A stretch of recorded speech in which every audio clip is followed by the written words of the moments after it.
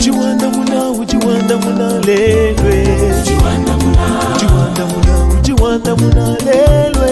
Ujiwanda muna, ujiwanda muna, ujiwanda muna lelwe. Ujiwanda muna, ujiwanda muna, ujiwanda muna Zambie.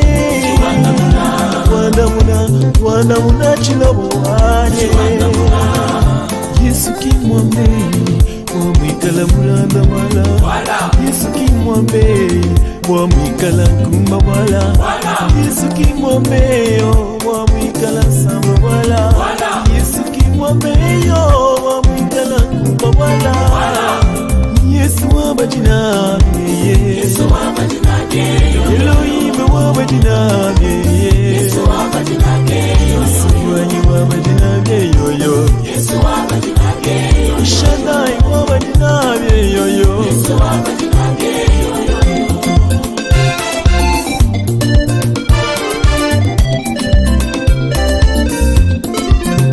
Nikulomba kwa nyingi ndomba ni moyo wangu. Sami wakwenda nenda tereja kulomba kwa nyingi.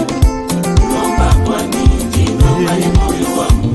Sami wanyiwe. Sami wakwenda nenda tereja kulomba kwa nyingi. Sami wanyi kulomba kwa nyingi. Tereja kulomba kwa nyingi. Sami wanyiwe. Sami wakwenda nenda tereja kulomba kwa nyingi. Kulomba kwa nyingi ndomba ni moyo wangu. Yo yo yo yo. Sami wakwenda. Je vous salue tous dans le nom puissant de Jésus-Christ de Nazareth. Nous remercions Joël Music pour cette jolie mélodie qui nous bénit encore. Merci pour ceux qui sont encore branchés sur cette chaîne, votre chaîne pour l'enseignement sur la mission. Et aujourd'hui, nous allons parler comment discerner le Saint-Esprit en nous. Je veux vous parler de quelque chose de très particulier en ce qui concerne le Saint-Esprit et pourquoi nous voulons que tu comprennes discerner le Saint-Esprit. Parce que il peut y avoir des moments où quelqu'un il peut penser qu'il est rempli du Saint-Esprit alors que ce n'est pas le Saint-Esprit qu'il est rempli. Peut-être c'est un autre esprit, un esprit impur. Et aujourd'hui, par la grâce de Dieu, parce que tu peux pas commencer l'œuvre de Dieu sans être rempli du Saint-Esprit. Alors, je veux savoir d'abord que nous puissions suivre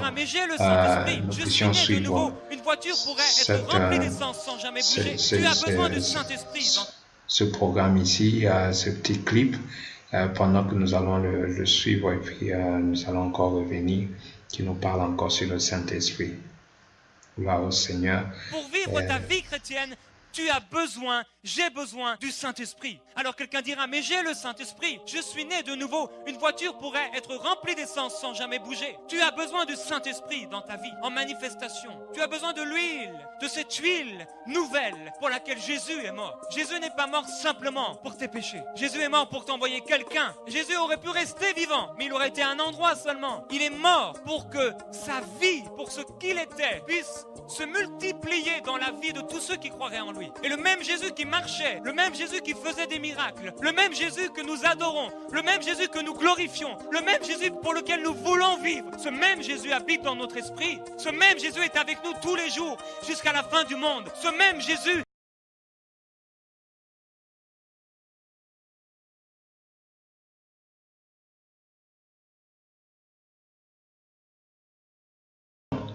Gloire au Seigneur. Le Saint-Esprit est vraiment important que nous soyons remplis du Saint-Esprit. Je crois que tu ne peux pas être serviteur, tu ne peux pas être ouvrier dans le temps de la fin sans le Saint-Esprit. Alors nous le désirons, nous voulons avoir le Saint-Esprit. Et je vois que les gens, dès que tu veux être serviteur de Dieu, certains passent le temps de jeûne, de prière pour que Dieu les remplisse du Saint-Esprit. Et le Saint-Esprit vient. Aujourd'hui, nous allons, avant d'aborder du thème où je voulais t'amener comment le discerner dans ta vie, je voulais d'abord t'amener très rapidement, je vais y passer très rapidement sur la mission du Saint-Esprit. C'est que le Saint-Esprit vient faire dans notre vie, parce que Jésus a beaucoup parlé du Saint-Esprit, surtout dans les derniers moments de sa vie.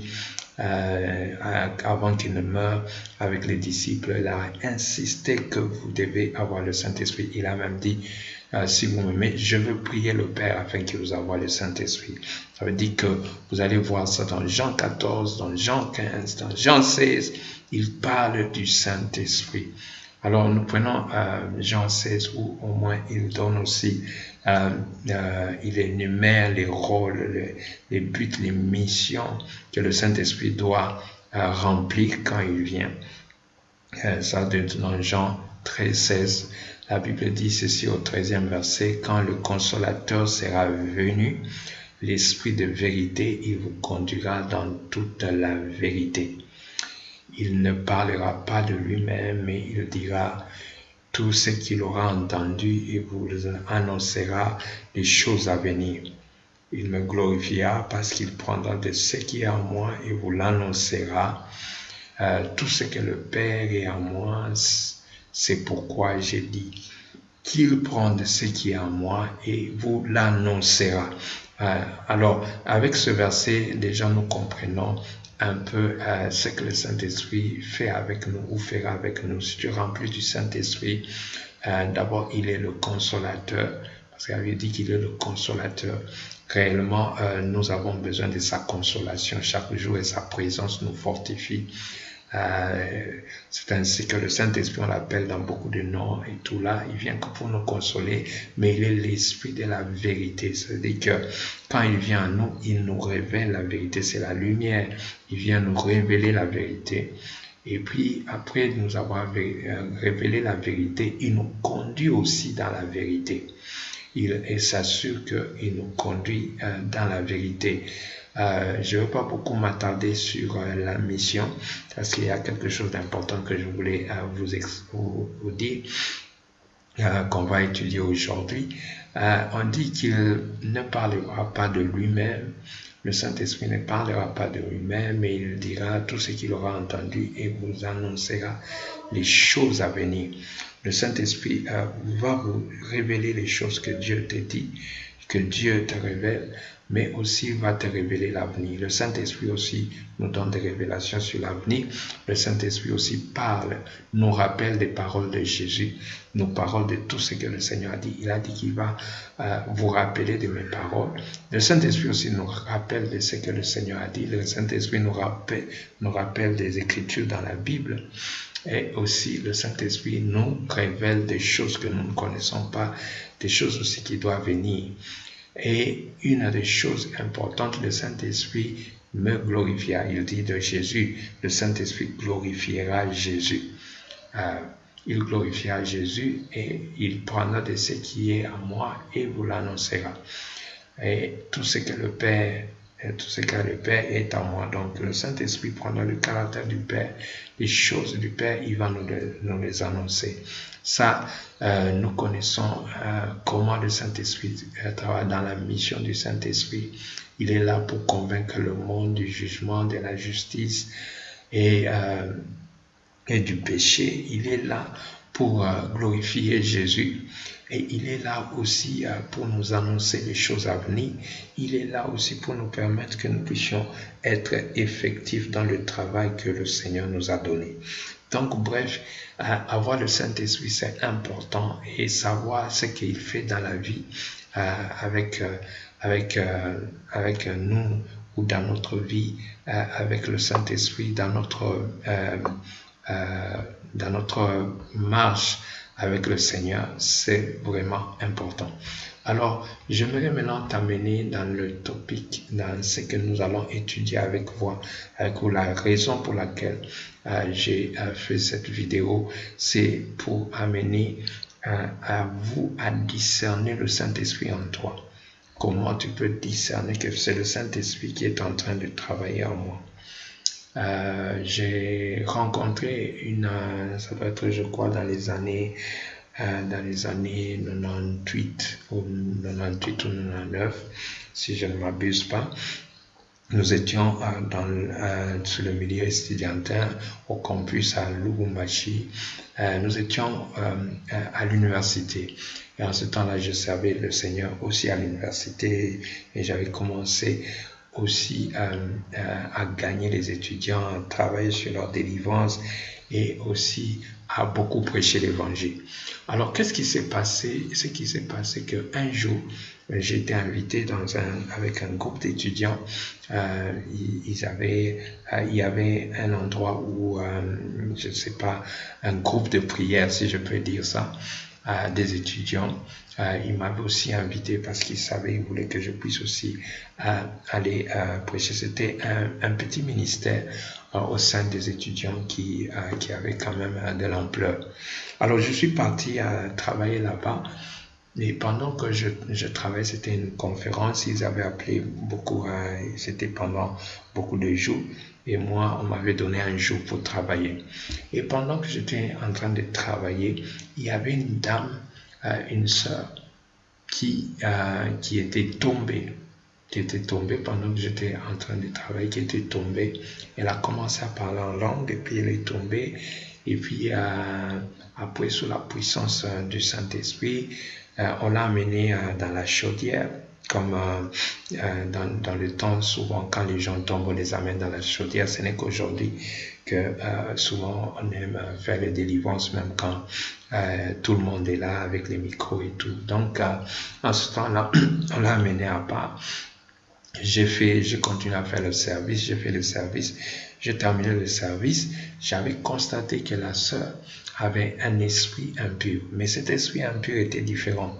La sœur avait ce qu'on appelle l'esprit de divination. Ça veut dire le parler en langue qu'elle parlait, c'était pas le parler en langue de Dieu, c'était un parler en langue des démons. Et après, j'avais constaté que quand je suis descendu de la chair, ceux qui m'avaient invité, les hommes de Dieu, pour eux, cette sœur-là, on l'appelait prophétesse parce que c'était la prophétesse, une des prophétesses dans leur, dans leur ministère. Et cette sœur avait l'habitude de donner des prophéties, des messages dans le ministère.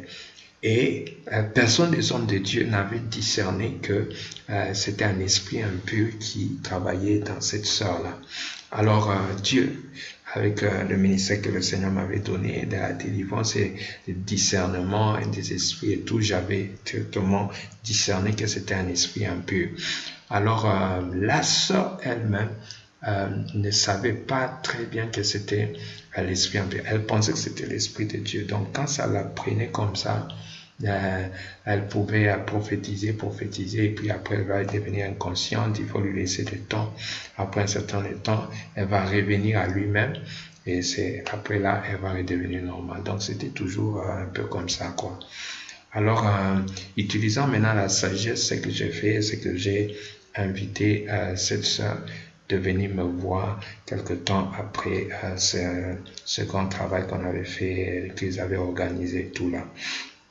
Et la sœur est venue me voir par l'ordre de son pasteur. J'avais demandé que le pasteur aide que je puisse parler à cette sœur-là. Il m'a aidé. Et avant que je lui parle, j'avais demandé au Seigneur de me donner plus de précisions sur l'esprit qui agissait dans la sœur-là. Ça veut dire que la sœur pensait que c'était le Saint-Esprit, alors que c'était pas le Saint-Esprit. Vous savez, au début aussi, tu peux penser aussi que c'est le Saint-Esprit qui te pousse à prêcher ou à parler en langue ou à avoir des visions. Parfois, c'est pas le Saint-Esprit. Cette histoire est tellement importante de voir la distinction, de discerner quel esprit nous anime et comment discerner l'action du Saint-Esprit. C'est vraiment important. Alors, c'est comme ça que j'avais parlé avec la sœur. Je lui ai donné les détails de ce que cet esprit impur, comment il agissait en elle et comment cet esprit impur l'a tourmenté parfois et lui imposait des choses à faire et des choses. Ce n'est qu'après qu'elle m'a confirmé tout ce que je lui donnais comme signe et on a prié pour sa délivrance et cet esprit l'a libéré. Donc, c'est par là que je voulais, c'est un seulement des cas que j'ai rencontrés. Il y en a plusieurs cas. J'ai rencontré des esprits comme ça, des gens qui pensent qu'ils sont remplis du Saint-Esprit alors qu'ils ne le sont pas. Donc, aujourd'hui, nous allons parler de la différence, comment différencier comme le Saint-Esprit et de l'esprit impur. Le Saint-Esprit que vous voyez à votre droite et l'esprit impur que vous voyez, les esprits impurs, c'est on les appelle aussi les anges déchus. Ce sont les anges déchus. Donc tu peux voir un ange qui te donne des messages, qui te dit ceci et cela, et tu te dis, j'ai un ange de Dieu qui me donne des messages alors que c'est un ange impur, c'est un esprit impur. Mais savez que tout esprit impur peut aussi se proclamer, peut apparaître comme un ange. Ce sont les anges déchus, les esprits impurs. Donc, quand Satan apparaît comme un ange de lumière, souvent il est difficile de le discerner. Et aujourd'hui, par le Saint-Esprit, nous allons prendre 5 points qui vont te permettre de discerner le Saint-Esprit en toi, ou aussi discerner le Saint-Esprit dans quelqu'un. Nous allons prendre les 5 points qui marquent la différence entre le Saint-Esprit que tu vois à droite et l'esprit impur que tu vois à gauche. Alors, vous allez m'excuser, beaucoup m'excuser en ce qui concerne la couleur de ce texte, mais je crois que par la grâce de Dieu, vous allez voir ce texte. Nous allons commencer d'abord, nous allons d'abord commencer par le Saint-Esprit. Je ne sais pas si le texte est clair là-bas, mais par la grâce de Dieu, nous allons aller point par point. Il n'y a que 5 points. Et j'ai pris seulement 5 points pour ne pas vous embrouiller, mais avec les 5 points, c'est très important. Si tu as un bic, un stylo, un papier, écris les 5 points, c'est important. Alors, le premier point que j'ai pris, c'est le Saint-Esprit glorifie Jésus. Le Saint-Esprit glorifie Jésus. En effet, qu'est-ce que ça s'appelle glorifie Jésus? Ça veut dire que le Saint-Esprit, il a une mission, c'est d'essayer de rendre Jésus encore plus glorieux dans ta vie. Si tu as le Saint-Esprit en toi ou tu as reçu le Saint-Esprit, chaque jour, il essaiera d'élever Jésus en toi et de t'abaisser. C'est ainsi que le Saint-Esprit produit. Il produit l'humilité. Il produit l'humilité parce qu'il te montre un Jésus puissant. Il te montre les facettes infinies de Jésus. Et ça te rend humble. Ça te rend, tu te dis, qui suis-je vraiment? Qui suis-je pour mériter la grâce de Dieu? Qui suis-je pour être le temple du Saint-Esprit? Qui suis-je pour être serviteur d'un Dieu très puissant? Donc, le Saint-Esprit vient, il glorifie Jésus. Ça, c'est le premier point qui est différent avec les esprits impurs. L'esprit impur ne glorifie pas Jésus. L'esprit impur, lui, ce qu'il fait, c'est qu'il te glorifie toi. Il te glorifiera toi toujours. À la différence du premier point, l'esprit impur, lui, il va glorifier la personne dans laquelle il est. C'est-à-dire, si tu as un esprit impur, il va te glorifier parce que l'esprit impur veut créer en toi, l'orgueil. Donc, l'orgueil, vous savez que c'est le premier péché qui avait fait que Satan a été rejeté au ciel et tout là. Donc, il va faire tous les esprits impurs. C'est ainsi que vous voyez que quand vous voyez quelqu'un, un orgueilleux, il a en lui un esprit qui le glorifie chaque jour, qui lui dit, tu es le plus beau, tu es le plus intelligent, tu es ceci, d'ailleurs tu dépasses tout le monde, d'ailleurs toi tu es ceci. Cet esprit le glorifie. Et pour créer en lui l'orgueil. Si tu sers le Seigneur, tu te dis que tu es rempli du Saint-Esprit, mais tu constates que tu as quelque chose qui te glorifie en toi, qui te dit que tu es loin, tu n'es pas comme les autres, les gens doivent te respecter, tu es ceci, d'ailleurs, tu as tous les 9 dons du Saint-Esprit. D'ailleurs, tu prophétises avec exactitude. D'ailleurs, les miracles t'accompagnent, tu fais des miracles. Donc, si tu sens en toi un esprit qui te répète ces choses, tu dois vraiment discerner qu'il n'est pas du Seigneur. Le Saint-Esprit, lui, il glorifie le Seigneur. Il te rend petit, il élève Jésus. Ça, c'est le premier point. Le deuxième point, je vous dis que c'est 5 points. Je vais y aller vite et puis je vais expliquer. Le deuxième point, le Saint-Esprit nous fait un avec Dieu. Le Saint-Esprit nous fait un avec Dieu. Là, c'est l'exemple de Jean, chapitre 14, le verset 20. Jésus a dit qu'il soit un comme moi, je suis un. Alors, le Saint-Esprit, il vient, il glorifie, il te fait un avec Dieu. Ça, j'aimerais que tu prennes ça sérieusement parce que quand le Saint-Esprit te fait un avec Dieu, il crée en toi une seule nature.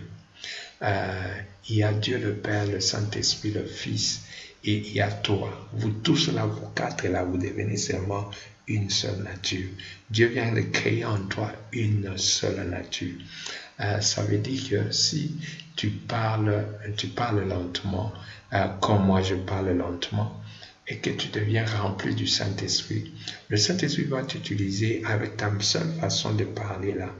Il ne va pas changer ta taille, il ne va pas changer ton aspect extérieur, mais toi avec lui vous faites un. Toi avec lui vous faites un. Ça veut dire que de la même façon que tu parles, c'est ainsi que tu vas commencer aussi à prophétiser. De la même façon, si tu parlais lentement, de la même façon, tu vas commencer à prêcher lentement. Tu vas commencer à prêcher, à prophétiser, à faire des miracles lentement. Si tu étais quelqu'un de très très très chaud, de la même façon aussi, quand le Saint-Esprit vient en toi, il va t'utiliser toujours avec la même façon. Je dis toujours que les gens qui sont remplis du Saint-Esprit, c'est ainsi que les hommes de Dieu qui sont avec le Seigneur, il faut toujours faire attention à ne pas s'habituer avec eux. Parce que tu peux penser que tu parles avec lui. À un certain moment, il peut te dire une chose. Pendant qu'il te dit cette chose-là vient du Seigneur. Il te dit, ce n'est plus lui qui parle, c'est le Seigneur qui parle par lui. Mais il n'y aura pas de différence, c'est toujours la même personne. Maintenant, si tu t'habitues avec lui, tu risques de toucher le Saint-Esprit, tu risques de toucher le Père. Tu risques de négliger peut-être une parole ou même comment on peut dire, de dire que de fouler aux pieds une des paroles qui peut te dire alors que ça vient du Seigneur. Il faut toujours éviter parce que quand le Seigneur vient dans un homme de Dieu, il fait un avec lui. Il fait un avec lui. Il crée une seule nature. Vous allez voir que la joie du Seigneur avec lui, la paix du Seigneur avec lui, la même personne que tu vis avec lui à la chair, c'est la même personne que tu vis avec lui après la chair. Cette personne ne change pas, il est seulement, même quand il passe à la chair, même quand il n'est pas avec la chair, après la chair, il est à la maison. Vous sentez que les mêmes caractères sont avec cette personne, dans cette personne-là. Donc Dieu fait un avec cette personne-là. Et le troisième point que le Saint-Esprit, et avant que je ne passe au troisième point, la différence c'est qu'avec l'esprit impur crée toujours deux natures. C'est ça qui est différent avec l'esprit impur. L'esprit impur crée dans la personne deux natures. Et deux natures là, ça veut dire que dans les deux natures là, la personne, vous allez voir une autre personne pendant que la personne prêche et une autre personne pendant que la personne ne prêche pas. Il y a des gens, lorsqu'ils sont à l'église, c'est une autre personne. Lorsqu'ils sortent de l'église, ils deviennent aussi d'autres personnes. Alors, vous voyez que c'est deux natures différentes. Il y a des gens, quand ils commencent à prophétiser, ils entrent comme en transe, vous ne le reconnaissez plus, c'est une autre personne. Quand il termine là de prophétiser, il redevient lui là, c'est une autre personne. Quand vous constatez que vous avez deux natures, vous savez, quand il y a des gens qui ont des moments où quand ils sont colériques, ils entrent en colère, vous ne le reconnaissez plus, il peut faire des dégâts, et quand il rentre sur lui-même, il devient encore une autre personne calme, gentille et tout là. Alors quand en toi, il y a deux natures, donc ce n'est pas le Saint-Esprit qui travaille en toi. S'il y a deux natures, si les gens disent, ah, mais le frère ici, la façon dont il prêche bien, la façon dont il sert le Seigneur, il aime le Seigneur, mais quand il n'est pas à l'église, et tu le vois comment il fait autre chose qui sont différents, c'est deux personnes différentes. Donc, si on ne sait pas quoi discerner cet homme serviteur et cet homme qui n'est pas serviteur, on trouve qu'il y a deux natures en toi. Tu dois faire attention, ça ne peut pas être le Saint-Esprit. Le Saint-Esprit va vouloir faire que tu sois un, qu'il n'y ait pas deux natures en toi. Mais les esprits impurs n'ont pas la capacité de faire que tu sois un. Les esprits impurs créent toujours deux natures. Quand vous voyez une personne qui a deux natures, à un certain moment elle est ceci, à un certain moment elle est cela, donc il y a un esprit un peu qui agit là. Le Saint-Esprit ne nous amène pas deux natures, mais le Saint-Esprit vient et nous amène la nature de Dieu et fait que nous soyons un, comme le Seigneur et le Saint-Esprit et Jésus, ils sont un. Alors, le troisième point, essayons de rentrer sur notre truc. Le troisième point du Saint-Esprit, de la différence avec le Saint-Esprit, c'est que le Saint-Esprit nous convainc de sa volonté. Le Saint-Esprit nous convainc de sa volonté. Le Saint-Esprit nous convainc de sa volonté. Parce que le Saint-Esprit ne te force pas sa volonté, mais il te convainc. Le Saint-Esprit te convainc. Ça veut dire, si le Saint-Esprit te dit, écoute, aujourd'hui tu dois jeûner, il te convainc qu'il faut jeûner. Il te parle, il te convainc. C'est ainsi que la Bible dit qu'il ne faut pas attrister le Saint-Esprit, parce qu'au moment où tu commences à refuser au commandement du Saint-Esprit, à refuser la façon dont le Saint-Esprit est en train de te diriger, tu l'attristes. Le Saint-Esprit ne vient pas nous imposer que tu dois faire. Si l'Esprit qui est en toi t'impose des choses, donc il n'est pas le Saint-Esprit. Le Saint-Esprit va te convaincre. S'il veut te réveiller, il te réveille, il te convainc que c'est le temps de la prière. Alors, si tu refuses de dire non, il insiste, il te convainc que c'est le temps de la prière. Mais tu es capable de basculer tout ça et puis tu dis je dors, tu peux dormir, mais tu vas sentir que le Saint-Esprit a attristé en toi. Et plus tu l'attristes, plus il refroidit le feu en toi. Et plus tu refuses de le suivre, il va te laisser, il va te quitter. C'est comme ça que le Seigneur agit. Alors, mais les esprits impurs ne font pas ça. Les esprits impurs nous imposent la volonté. Souvent, ceux qui sont animés du Saint-Esprit et des esprits impurs, parfois, ils sont poussés à faire quelque chose parce qu'il a refusé de faire quelque chose. Cet esprit va le saisir, aller le pousser à aller faire cette chose-là. Il lui impose cette volonté. Ça veut dire que la personne n'est pas capable de dire non. C'est ainsi que vous sentez, la Bible dit que le bien que je veux faire, je ne le fais pas. Le mal que je ne veux pas le faire, je le fais. Pourquoi l'esprit impur t'impose? Parce que tu es son esclave. Êtes-vous jamais posé la question, on voit des scandales, souvent à la télé, des gens qui ont beaucoup d'argent et puis on a vu qu'il est parti, il a voulu violer une petite fille ou il a voulu violer peut-être sa secrétaire. Mais tu te demandes avec l'argent qu'il a, pourquoi ne pas, il peut acheter beaucoup des filles, autant de filles qu'il peut prendre, des femmes, autant de femmes qu'il peut prendre, il peut leur donner l'argent. Mais comment ça se fait qu'on le retrouve qu'il est parti, il a voulu violer une petite fille ou un secrétaire, quelque chose comme ça? C'est parce que l'esprit qui est en eux les impose de faire ça. Il ne peut pas résister, bien qu'il a l'argent, bien qu'il a beaucoup de femmes ou de petites copines, bien qu'il peut comme ça, cet esprit peut l'imposer qu'il faut que tu couches avec cette secrétaire, il faut que tu couches avec cette... Donc, c'est ainsi que même les faux pasteurs, les faux prophètes qui montrent aux gens qu'ils ont le Saint-Esprit, ils prophétisent ou font des miracles avec des esprits impurs. Comme ce sont des esprits impurs, ça doit les imposer à faire quelque chose d'impur. C'est ainsi que si vous allez tout près de ces gens, vous allez voir qu'ils ont des scandales qu'ils font souvent en cachette. Parce que ces esprits les imposent à le faire.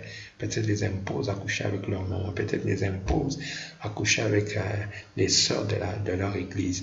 Peut-être les imposent à voler de l'argent et tout là. Parfois vous vous demandez, mais comment il est parvenu à faire ça? J'ai parlé avec une dame qui est mariée à un faux prophète du Nigeria, et elle a découvert après que c'était un faux prophète parce que le monsieur utilise beaucoup de fétiches pour faire ses miracles, prophétiser et tout là. Elle a quand même constaté que les choses ne vont pas. Alors par la grâce de Dieu, on s'est rencontrés, je lui ai prophétisé, révélé ces choses-là. Et alors elle me posait la question de savoir, mais cet homme ici, mais pourquoi il ne peut pas s'arrêter de faire ces choses-là? Il ne peut pas s'arrêter de coucher avec les filles. Il ne peut pas s'arrêter de changer, c'est mauvais. Je lui ai dit, mais l'esprit impur qui est en lui, il est esclave. Cet esprit impur l'impose, ça l'impose à faire ça.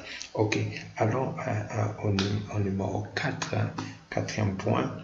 Le Saint-Esprit garde notre intelligence inerte quand nous parlons en langue. Le Saint-Esprit garde notre intelligence inerte quand nous parlons en langue. Là, j'aimerais vraiment expliquer vraiment cela pour que vous compreniez. Je crois que Paul en a parlé. Paul a parlé de ça quand vous allez dans 1 Corinthiens chapitre 12, où il parle des dons du Saint-Esprit. Il a dit que quand nous parlons en langue, notre esprit est inerte. Ça veut dire que notre esprit est en train de fonctionner, notre intelligence, notre intelligence est inerte. Le Saint-Esprit, il ne touche pas à notre intelligence quand nous parlons en langue. Ça veut dire que quand tu parles en langue là, tu peux savoir que tu es assis, tu peux savoir que tu es debout, tu peux avoir quelque chose qui chatouille et tu te grattes pendant que tu parles en langue. Pendant que tu parles en langue, tu peux savoir qu'il y a quelqu'un à côté de toi, à gauche ou à droite. Ton esprit est actif, ton esprit travaille.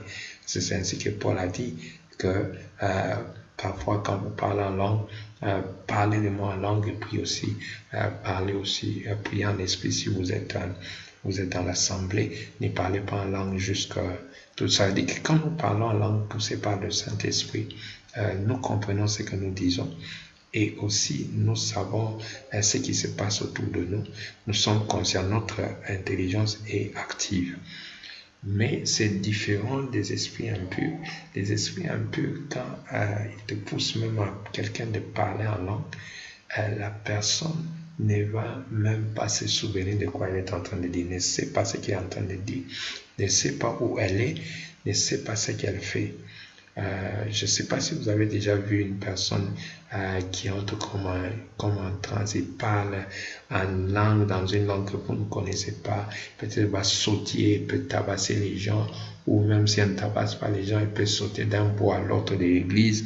Et après, quand la personne va revenir à elle-même, si vous l'appelez, vous dites qu'est-ce qui s'est passé, elle ne sait pas vous expliquer, elle ne sait pas ce qui vous est passé parfois, elle ne sait même pas ce qu'elle a dit. L'exemple de la sœur que je vous ai dit au début, cette sœur-là, après là, elle ne sait pas savoir ce qu'elle a prophétisé. Donc elle ne sait pas savoir ce qu'elle a dit en langue, elle ne sait pas savoir où elle a eu, à qui elle a, si elle a touché quelqu'un, ou elle est partie devant quelqu'un lui parler, elle ne va se souvenir de rien. Il faut qu'on puisse lui dire que voici, pendant que tu étais entré en langue, tu as commencé à prophétiser, tu as dit ça. Si ça t'arrive, il faut savoir vraiment faire attention que ce n'est pas l'Esprit de Dieu. L'Esprit de Dieu, même quand il nous parle, il nous donne des révélations, ton intelligence est inerte, ton intelligence est active, si je veux dire ça. Ton intelligence est active, ça veut dire que tu sais savoir ce que le Seigneur te dit. Tu sais, pendant que tu parles au Seigneur, ton intelligence sait savoir que tu es assis. Ton intelligence peut se dire, je suis debout pendant que le Saint-Esprit te parle. Mais les esprits impurs, ils te roulent. C'est comme si quelqu'un entre dans la voiture, il roule la voiture, il parvient à l'amener quelque part. C'est de là où vient ce qu'on appelle l'hypnose. L'hypnose, c'est une science mystique. Je me souviens, on avait un professeur à l'école secondaire qui savait faire l'hypnose.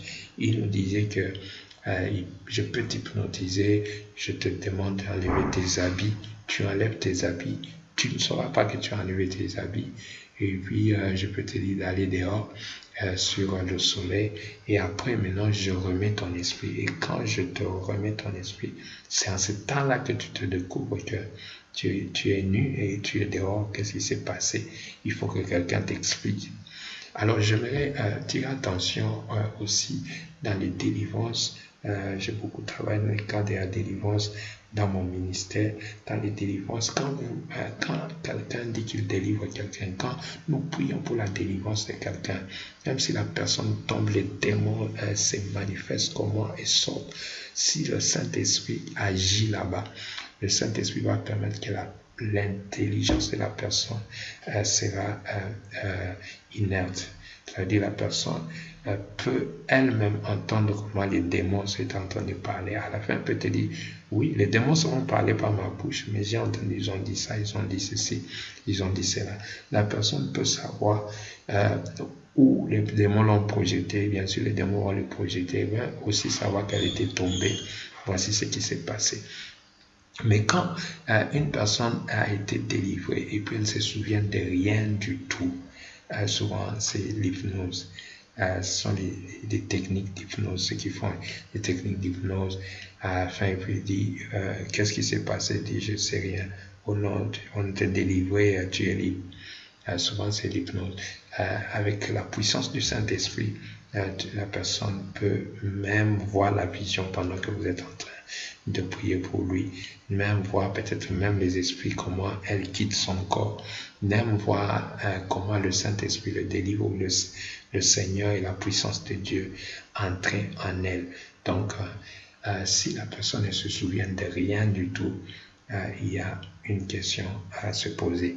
Et aussi, vous aussi, si vous parlez en langue, vous ne vous souvenez de rien, vous entrez, vous dites que vous êtes rempli du Saint-Esprit, mais vous ne vous souvenez de rien, il faut faire attention que ce ne soit pas le Saint-Esprit. Le dernier point pour terminer, oh gloire au Seigneur, pour terminer, on va recevoir aussi vos questions si vous en avez point. Et comme j'ai dit, je n'ai pas pris toutes les points, mais j'ai pris quand même 5 points. Le dernier point, c'est que le Saint-Esprit, il travaille avec diversité d'opérations. Le Saint-Esprit travaille avec diversité d'opérations. Là, j'aimerais vous éclairer très brièvement pour que vous compreniez. Jésus a guéri beaucoup de malades. Jésus a fait beaucoup de miracles des lépreux. Jésus a guéri les aveugles. Mais vous allez constater que dans les miracles de Jésus, Jésus ne faisait pas souvent la même chose. La façon dont il délivre cet aveugle, l'autre façon, quand il va rencontrer cet aveugle parfois, ce sera une autre façon. Peut-être pour celui-ci, il va prendre la boue, pour l'autre, il va imposer les mains, pour l'autre, il va lui dire seulement que tu es guéri.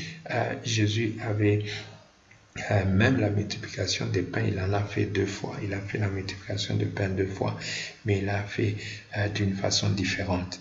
Donc, quand vous allez dans 1 Corinthiens chapitre 12, où Paul est en train de parler il parle des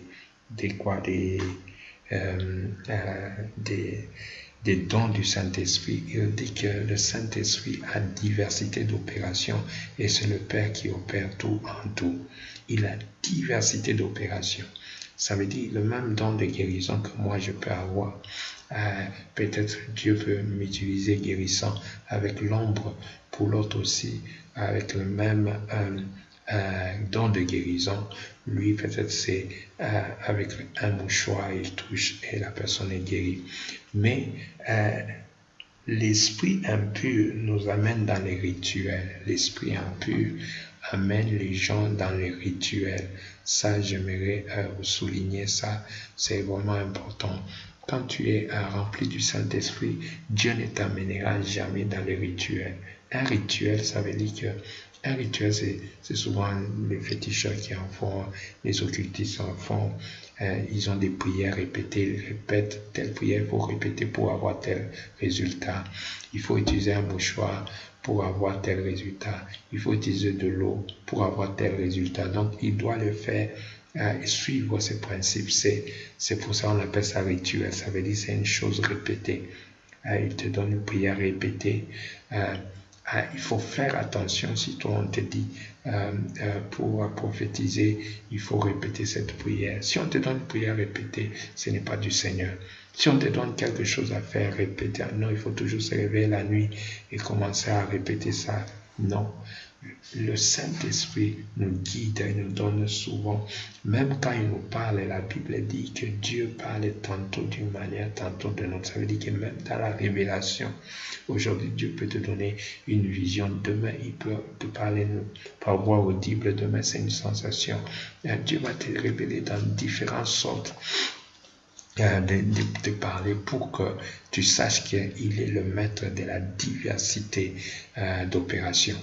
Mais tandis que l'esprit impur, lui, il reste calé dans une même façon d'opérer. Tu vas voir que quelqu'un, si lui guérit les gens que par l'eau, il ne fera que par l'eau. C'est par la bougie, il ne fera que par la bougie. Ça, ce sont les rituels. Ça, ce sont les rituels. Ça, j'avais aussi beaucoup appris dans mon ministère, surtout quand on a commencé les services de guérison. J'ai constaté que souvent, il faut toujours être attentif à la direction du Seigneur. Cet homme vient, il a telle maladie, ou cette personne a telle maladie. Seigneur, qu'est-ce que tu dis? Même dans les services de miracles, souvent, on attend que le Seigneur nous dise quelque chose. J'étais étonné dans une église où j'avais trouvé une fille à Kinshasa qui avait un problème avec les myomes. Il avait 5 kilos de myomes. Et le Seigneur, je demande au Seigneur, pendant la personne vient devant moi, le Seigneur me dit, ne prie pas pour elle parce que elle va penser que c'est toi, c'est de toi que vient la puissance. Alors, ce qui fait que j'étais étonné pour la façon dont Dieu m'a dit de ne pas prier pour elle. Et pourtant, 5 kilos, c'était comme ça se voyait comme quelqu'un était enceinte. Et j'ai appelé une autre dame pour venir toucher. Elle a touché le ballon. C'était un ballonnement terrible. Mais avec un cas là difficile, on sait que normalement ici, peut-être Dieu va dire que j'impose les mains, que je fasse une prière terrible pour cette personne parce que c'est un cas difficile. Mais le Seigneur me dit, tu ne pries pas pour elle. dis-le seulement de marcher ici, de marcher seulement dans l'église là, et moi je vais faire le travail. Alors je lui dis, essaie un peu de marcher, va derrière et rentre, et le Seigneur va te guérir. Je lui ai dit de ne pas te prier pour toi. Et pendant qu'elle fait ça, le myome, tous les 5 kilos disparaît. Et toute l'église s'est tenue debout et n'en revenait pas. Mais écoutez, souvent c'est comme ça. Dieu donne toujours des instructions. Et demain, si je rencontre encore une autre personne avec le même cas, je dois encore m'attendre à l'instruction du Saint-Esprit. Quelle est l'instruction? Quelle est l'opération que le Saint-Esprit va utiliser? Parce qu'il est le Dieu de la diversité d'opérations. C'est ainsi que le jour où il avait dit à Moïse que, écoute, j'aimerais cette fois-ci que tu parles au rocher, que tu n'utilises pas ton bâton, mais tu parles au rocher pour que l'eau sorte. Moïse, lui, il avait tapé au rocher et Dieu n'était pas content parce que Dieu, il est le Dieu, il n'est pas un Dieu de rituel, il est un Dieu de la diversité d'opérations. Il est un Dieu de la diversité d'opérations. Gloire au Seigneur. J'aimerais terminer pour répéter ce que je disais sur les esprits impurs dans le premier point que nous avions parlé, que c'est que les esprits impurs te glorifient pour créer en toi l'orgueil, tandis que le Saint-Esprit lui glorifie Jésus. Et deuxième point, les esprits impurs, l'esprit impur lui produit en toi 2 natures, tandis que le Saint-Esprit en produit une seule nature, il te fait un avec le Père et avec Jésus. Et le troisième point, l'esprit impur t'impose sa volonté car tu es son esclave. Et le quatrième point, l'esprit impur prend le contrôle de ton intelligence et tu ne te souviendras pas de ce que tu dis quand il s'agit de parler en langue. Parfois, il contrôle ton intelligence. Il faut toujours faire attention, c'est ainsi que il y a ces malfaiteurs, des serviteurs de Dieu qui commencent à apprendre aux gens à parler en langue, qui commencent à dire aux gens qu'il faut que tout le monde parle en langue parce que ce sont les langues des anges, mais il faut aussi savoir que les anges aussi déchus peuvent parler en langue. Il peut y avoir des langues des démons, des anges déchus. Alors là, il faut le discernement. Ça veut dire que tu peux parler en langue. Si tu ne discernes pas, tu peux penser que c'est la langue de Dieu. Mais ce n'est pas tout parler en langue qui vient du Saint-Esprit. Il y a aussi les anges déchus qui donnent le parler en langue. Et le 5e point, c'est que le Saint-Esprit nous amène dans la diversité, tandis que l'Esprit impur, lui, nous amène dans les rituels. C'est comme ça que nous terminons cet enseignement. Je crois que cet enseignement vous a béni. Nous voulons terminer par ici. Je vais encore te rappeler le titre de mon enseignement, c'était « Comment discerner le Saint-Esprit en nous ». Gloire au Seigneur pour ce temps-là et ce temps que vous nous avez aussi prêté. J'aimerais seulement te dire que si tu n'es pas encore abonné à cette chaîne, abonne-toi à la chaîne pour que tout ce qui va venir de la chaîne, vous pouvez aussi en profiter. Et aussi fais partie du groupe des missionnaires.